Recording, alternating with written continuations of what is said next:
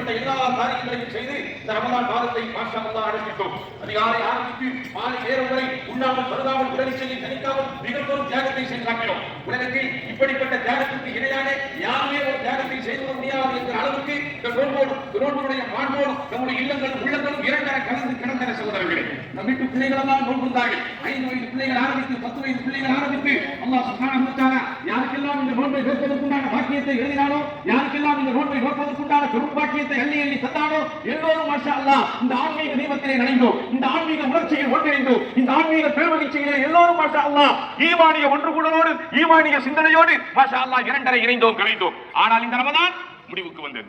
இதே போன்றுதான் உலகத்தில் எதெல்லாம் நம்மை நோக்கி வருமோ அல்லது உலகத்தில் எதையெல்லாம் நோக்கி நாம் வருவோமோ எல்லா துவக்கத்திற்கும் ஒரு முடிவு உண்டு என்பதை நாம் ஏற்றுக்கொள்ள வேண்டும். அது நம்முடைய ஆரோக்கியமாக இருக்கிற கண்காணிக்கிறார்கள், அவர்கள் அதை கணக்கிடுகிறார்கள், அவர்கள் அல்லாஹ்விடத்திலே சமர்ப்பிக்கிறார்கள். அதற்கு பிறகுதான் அவர்களுடைய கூலிகளை தீர்மானிக்கிறார்கள். அல்லாஹ் தருகிறார் என்றால் தொழுகைக்குரிய கூலியை யார் தருவது? குர்ஆன் ஓதுவதற்குரிய கூலியை யார் தருவது? தானங்களுக்கும் தர்மங்களுக்கும் உண்டான கூலியை யார் தருவது? ஹஜ்ஜுக்கும் உம்ராவுக்கும் உண்டான கூலியை யார் தருவது? எல்லா வணக்க வழிபாடுகளுக்குரிய கூலி அல்லாஹ்வின் புறத்திலிருந்து தான் வருகிறது, சந்தேகமில்லை. ஆனால் அறிஞர்கள் குறிப்பிடுகிறார்கள், எந்த வணக்கமாக இருந்தாலும் எந்த வழிபாடாக